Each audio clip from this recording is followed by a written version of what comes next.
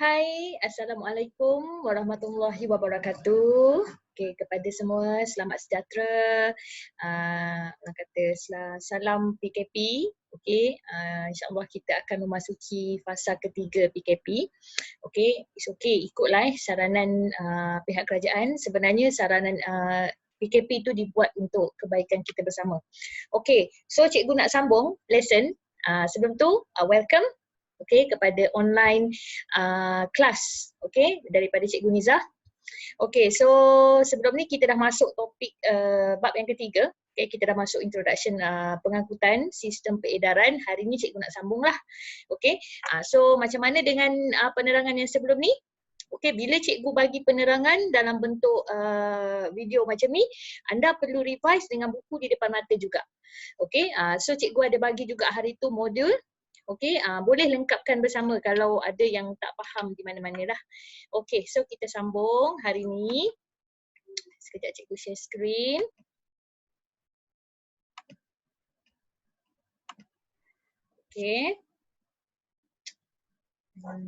Pak cikgu kat atas Alright. Kita terus hari tu kita dah sampai peredaran kan, kalau tak silap saya lah. Sekejap.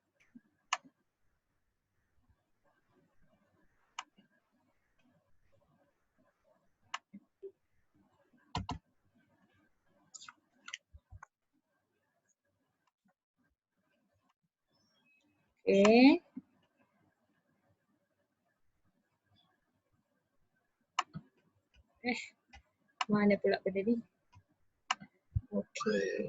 Share. Alright. So, hari tu kita dah sampai sini dah. So kita sambung hari ni. Hari ni kita nak tengok kita punya struktur salur-salur darah.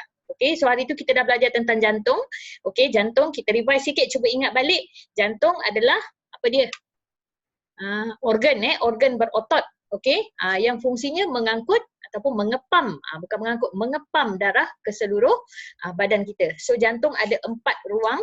4 ruang, atrium kiri, atrium kanan, ventricle kiri dan ventricle kanan. Tolong ingatkan struktur jantung yang cikgu dah share dengan kamu tu dan macam mana cara lebih mudah untuk kita ingat. So, bila pam dah ada, jantung ni macam enjin. Mestilah ada dia punya saluran dia. Kan? Contohlah macam sistem pengangkutan air dekat rumah kita.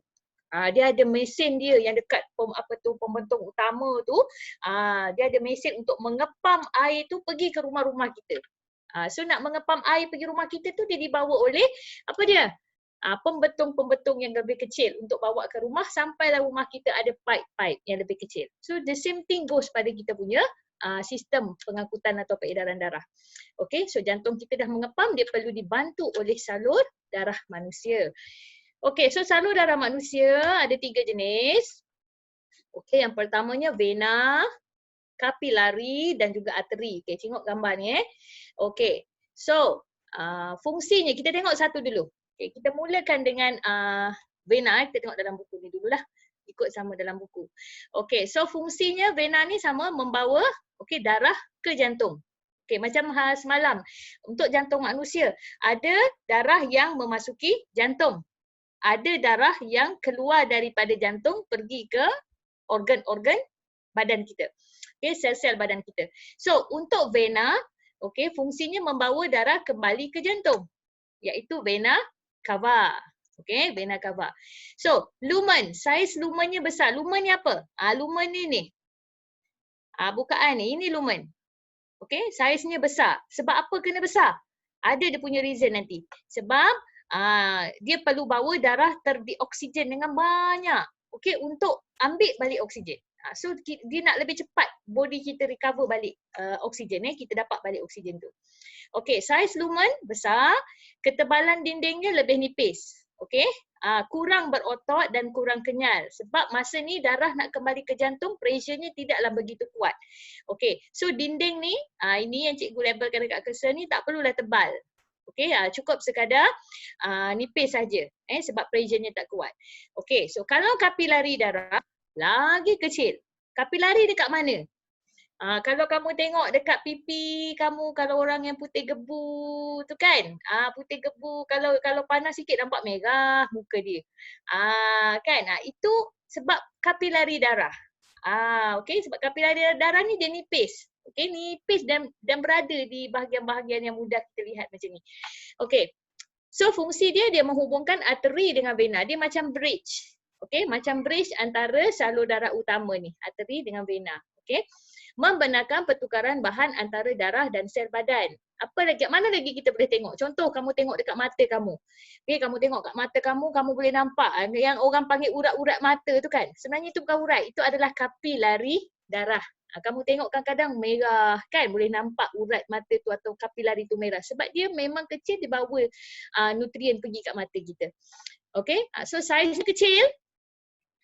Okey, dinding dia pun sangat nipis, setebal satu sel sahaja. Nampak? Sebab apa dia dinding dia nipis, tebal dia satu sel saja? Sebab untuk memudahkan, okey, memudahkan pengangkutan dan pertukaran bahan nak pergi daripada sel pergi ke badan. Okey, next kita tengok arteri. Okey, arteri ni dindingnya lebih tebal atau fungsinya kita tengok membawa darah keluar daripada jantung. Okey, ini tadi yang semalam yang paling besar salur darah utama adalah aorta. Okey, aorta. Aorta. Daripada jantung bawa pergi keluar ke badan untuk dipam ke seluruh badan. Okey. So, saiz lumennya lebih kecil. Okey, saiz lumennya kamu tengok lebih kecil berbanding dengan vena. Okey, lumennya lebih kecil dan dia adalah berotot.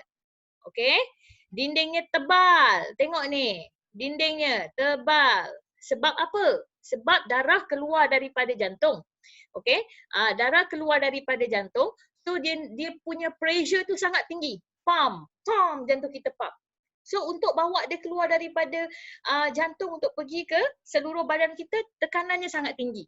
So dia perlukan sesuatu satu salur darah yang mempunyai ciri yang boleh menahan tekanan yang tinggi itu. Itu sebabnya arteri dindingnya lebih tebal dan lebih kenyal. Okay, right, next. Okay, tengok next. Okay, ni tadi. Okay, kita tengok lumen. Tengok balik lumen, lumen pula. Vena. Okay, injap ada. Okay, injap menghalang, ni sama je. Fungsi injap mana-mana sama je. Menghalang pengaliran darah balik ke belakang. Okay, sebab akibat pengaruh graviti. Contohlah kamu punya jari kaki. Okay, jari kaki ataupun senang otot kaki kamu, otot betis kamu memerlukan oksigen. So darah akan bawa dia. Okey, arteri akan bawa darah beroksigen tu pergi dekat kaki kamu, jari kaki kamu. So jari kaki itu dah ambil oksigen. Bila dah ambil oksigen, automatically karbon dioksida akan terhasil. So badan kita tak nak simpan karbon dioksida tu. Darah yang tak ada oksigen tu perlu kembali ke paru untuk ambil balik oksigen. So macam mana tu? Dia daripada kaki kita dia kena naik atas. Ikut. Okey, dia ikut vena tu, naik atas. Okey, so ada pengaruh graviti di situ. That's why mesti ada satu apa ni orang kata injap untuk menghalang. Okey, sekejap kalau cikgu cuba stop share screen kat sini. Contoh untuk mudah kamu faham. Okey, tengok whiteboard cikgu ni. Okey, nampakkah whiteboard putih ni kan? Okey, contohnya lah injap tu umpamanya macam ni. Okey. Ni apa ni? Okey, satu lagi. Okey, ini katakanlah contoh kita punya vena. Okey. Ini katakan kaki lah. Bawah ni kaki. Dari kaki. Daripada bawah Place daripada bawah. Okey, dari kaki. Ini atas ni. Atas. Menghala ke atas. Nak pergi ke paru ambil oksigen. Okey. So, darah tu perlu bergerak macam ni. Ke atas. Okey, dia perlu bergerak ke atas. So ini dikatakan melawan graviti.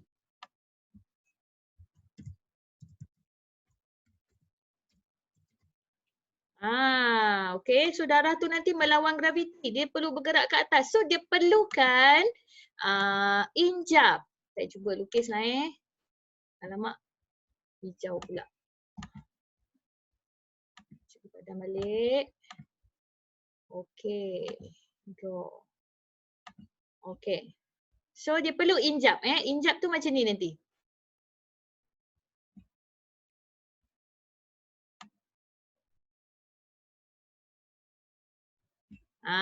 Nampak? Ataupun pakai pen lah. Okey.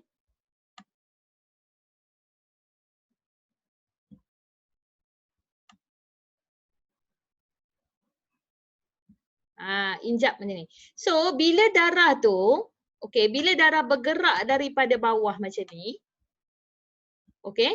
Nampak tu? So dia tak boleh, darah itu tidak berpatah balik ke belakang. Okey? So injap memastikan darah itu bergerak hanya satu hala. Injap pada vena memastikan darah mengalir satu hala. Okey, ini soalan yang famous ni. Kadang-kadang dia tanya apakah fungsi injap. Sama saja, kalau injap ni dia punya fungsi tak ada lain. Okey, selalunya dia akan memastikan darah tu mengalir satu hala saja. Cuma advantage ni pada vena ni, sebab vena ni dia kena ada. Sebab kadang-kadang darah kita terpaksa melawan tindakan graviti. Okey, so please take note Okey, kita kembali ke nota kita. Alright.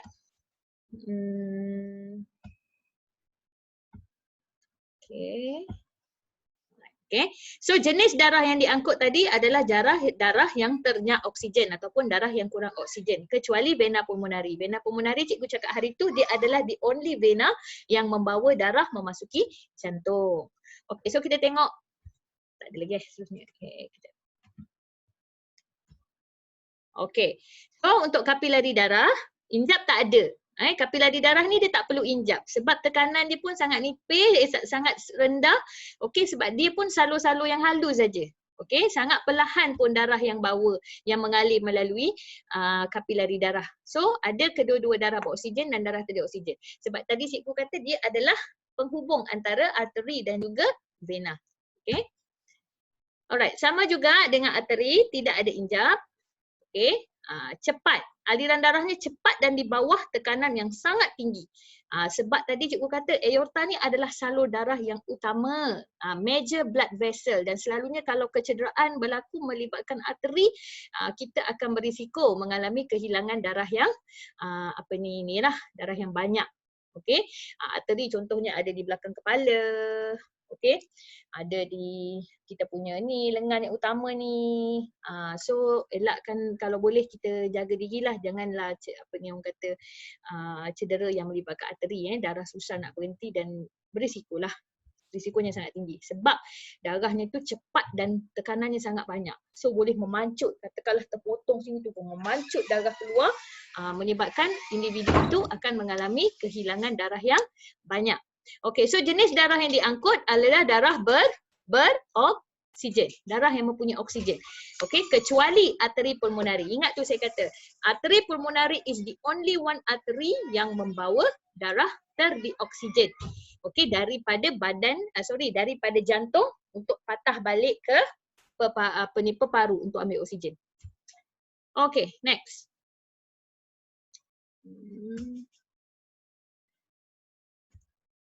Okey, ini tadi kita kata sistem darah pengangkutan manusia merupakan sistem darah yang tertutup di mana darah dipam ke seluruh badan, dalam badan kita.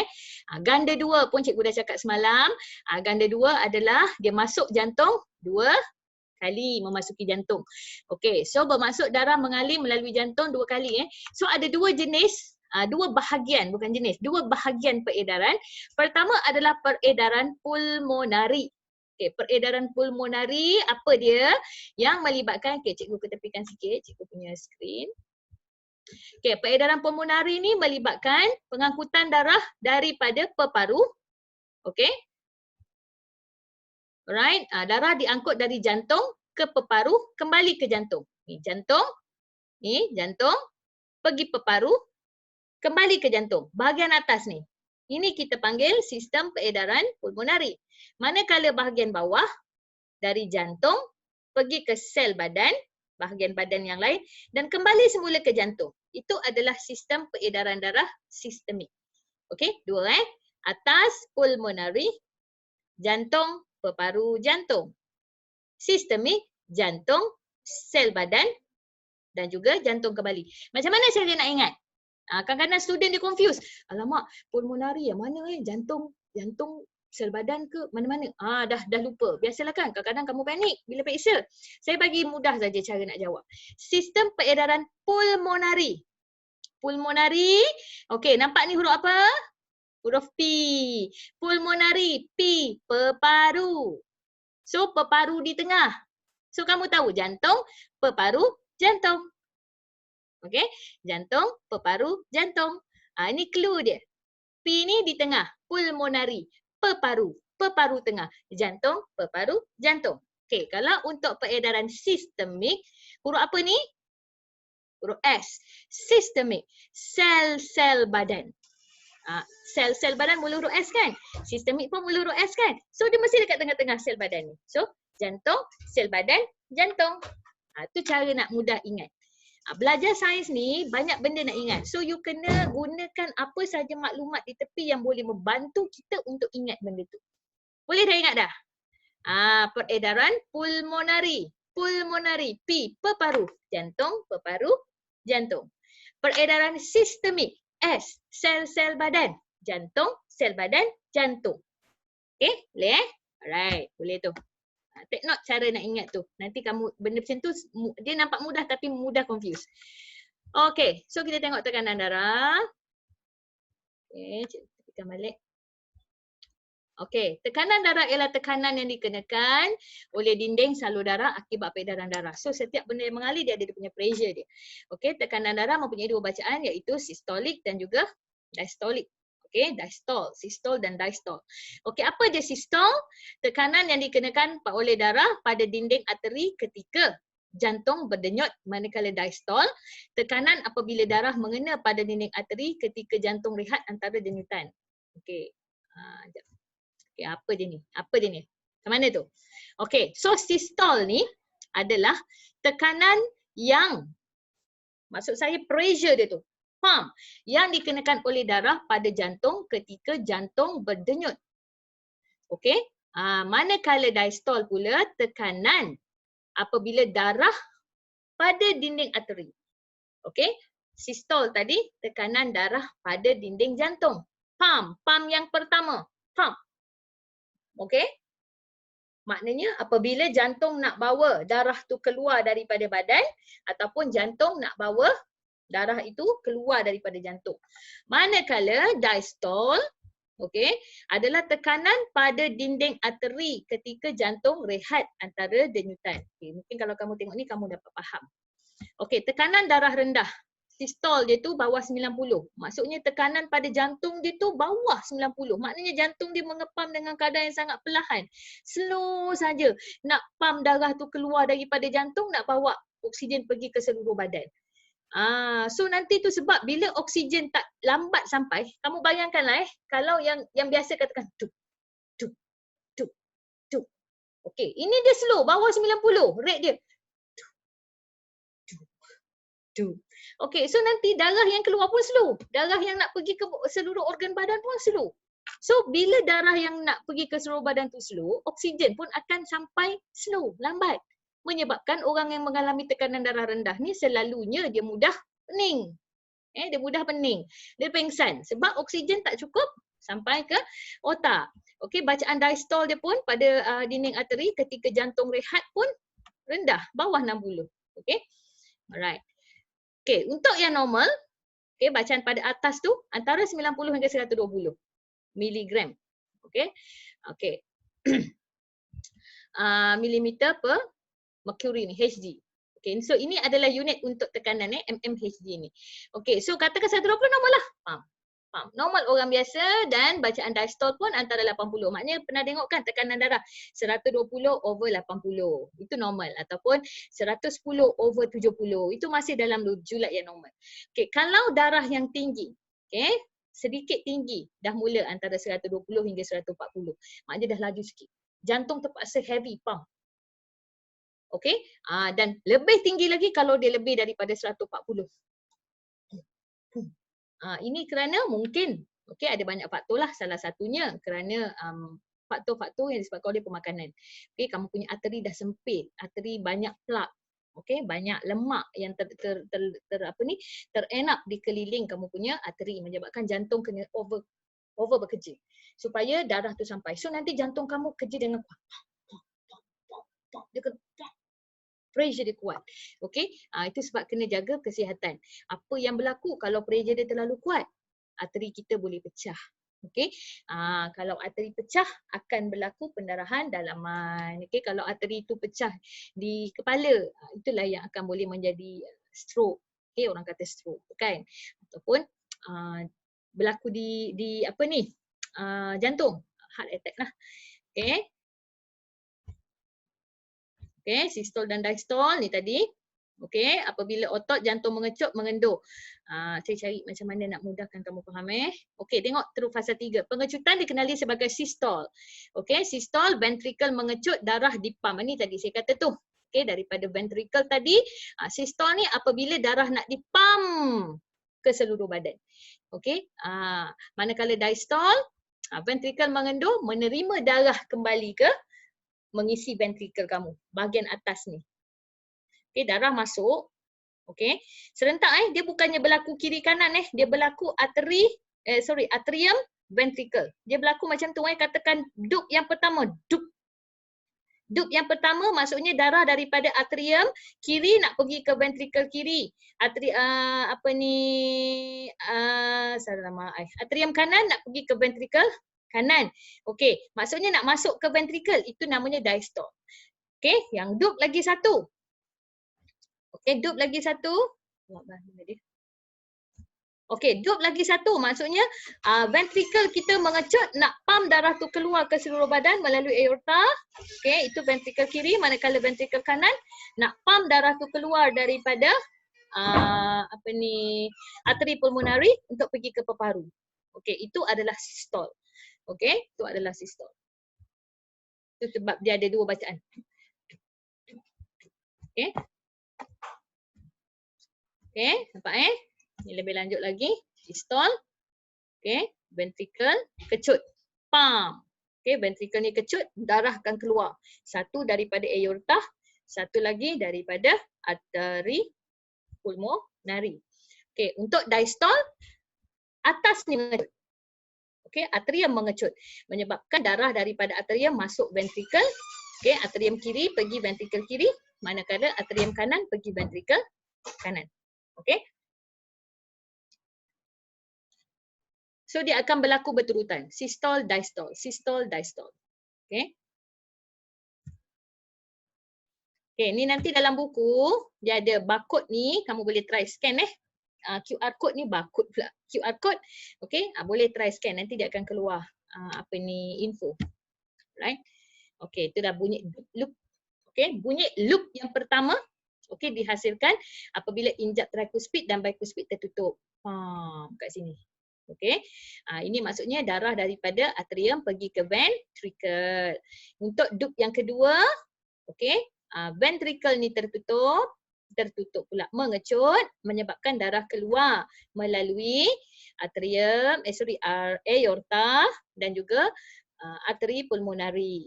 Kerana pengecutan injap sabit. Ni injap sabit. Injap sabit adalah injap yang terdapat pada saluran darah yang keluar, yang bawa darah keluar daripada jantung. Okey. Okey, faktor-faktor yang mempengaruhi kadar denyutan jantung, jantina. Okey, tak sama lelaki lebih tinggi sikit, okey, berbanding perempuan. Perempuan mempunyai kadar denyutan jantung yang lebih tinggi berbanding lelaki. Hal ini kerana perempuan mempunyai saiz badan yang lebih besar dan jisim otot yang kurang. Okey. Okey, perempuan mempunyai saiz badan yang lebih kecil. Okey, bila saiz badan tu lebih kecil, okey, jisim otot kurang, okey, maksudnya pengangkutan itu kena lebih efisien lagi. Okey, so jantung perempuan selalunya slightly lebih. Alright, so umur, okey, kadar jemputan nadi umur berbeza. Tak samalah macam yang remaja dengan orang dewasa, dewasa dengan orang yang warga emas, tak sama Okey, kadar jemputan nadi yang normal 75 pada waktu rehat. Okey, nanti cuba kamu duduk-duduk, kamu kira. Okey, kat sini mudah ataupun dekat tangan. Okey, normal kalau 75, in between tu lah 80, 75, 60 tu normal lah. Okey, dia bukannya betul-betul 75. Okey, warga emas mempunyai kadar jemputan nadi yang lebih rendah. Okey, kalau dengan katakan nak banding dengan atuk dengan nenek kita, so tak samalah. Okey, tak sama dia punya kadar jemputan jantung. Okey, apa lagi? Kadar kesihatan. Individu yang sihat, nadi dia rendah lah. Okey, bukan rendah, maksudnya normal, standard. Okey, manakala orang yang kuat, ke kadar jemputan nadi yang rendah bermaksud jantung kuat dan cekap kerana mempunyai lebih banyak darah setiap kali dia mengecut. Okay, maknanya dia normal rate. Berbeza dengan orang yang tengah bersenam. Kalau kamu bersenam, kamu cuba kira. Laju kan? Mencungak-cungak. So kamu nadi kamu pun boleh cecah 120 macam tu, 150 pun boleh. Okay, so maknanya ini jantung kita tengah mengepam dengan kuat sebab nak kembalikan darah ke oksigen ke seluruh badan kita. Sebenarnya Okay, so hal ini membekalkan oksigen dan glukosa yang cepat. Ini nanti kalau siapa yang naik dekat tempat masuk aliran sains ataupun aliran biasa pun saya rasa ada, kita akan belajar tentang respirasi aerobik dan juga respirasi anaerob. Okey, dia akan lebih lanjut lagi tentang ni. Okey, so pada masa yang sama karbon dioksida juga dapat disingkir dengan lebih cepat. Sebab itu jantung kita laju bila kita tengah bersenam. Okey? Right. Kepentingan menjaga jantung. Siapa sini ada jantung? Sayang tak jantung kamu? Pernah tak jantung kamu berhenti? Okey. Pernah tak jantung kita minta rehat? Pernah tak kamu rehatkan jantung kamu? Contoh, balik sekolah, alah jantung penat, wah ini kesian belajar. Kita rehatlah 2 jam, minta jantung rehat 2 jam. Tak ada mati dia gamaknya. Okey, so kepentingan kepentingan menjaga jantung sebab jantung itulah organ yang sangat penting yang akan terus mengepam untuk distribute memastikan darah kita mengalir ke seluruh badan, dapatlah hantar oksigen dan juga nutrien yang badan kita perlukan. Okey, glukosa semua itulah. Okey, ini nanti kamu boleh baca dalam slide, nanti cikgu akan pass slide ni. Okey, jantung mengepam, peredaran darah. Okey, perdarahan yang sempurna menyebabkan sel dan tisu tidak matilah. Itu sebab orang kalau dia dah stop jantung dia dah tak berdegup, maknanya kita declare dia matilah. Sebab bila jantung tak berdegup, darah tak mengalir, oksigen tak mengalir ke seluruh badan. So organ-organ badan akan mengalami dysfunction. Maknanya sel-sel badannya dah tak berfungsi sebab dah tak ada oksigen. So matilah. Okey, kita declare dia sebagai mati. Okey. Okey, langkah ini tolong kurangkan garam dan gula. Okey, kurangkan lemak. Jangan makan sangat fast food, goreng-goreng itu tak bagus Okey, kawal tekanan darah dan diabetes. Ini boleh pesan. Boleh juga kongsi ilmu ni dengan mak kamu, ayah kamu di rumah boleh juga kita sama-sama improve. Jadikan waktu duduk kat rumah ni, waktu kita improve kita punya tahap kesihatan. Tak dapat banyak, kita cuba ubah sikit. Okey, jangan merokok. Okay, student cikgu semuanya baik-baik belaka. Saya tahu tak merokok. Bagus, Alhamdulillah. Okay, kerap bersenam. Okay, jadikan senaman itu satu amalan. Petang-petang, tak ada masa, tak ada apa nak buat tu, boleh bersenam.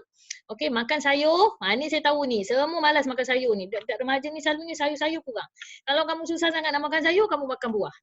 Tapi kalau dapat makan sayur pun, lagi bagus. Itu yang terbaik. Okay, tapi saya rasa kamu makan kan sayur, tak kisahlah tak makan semua sayur pun janji makan.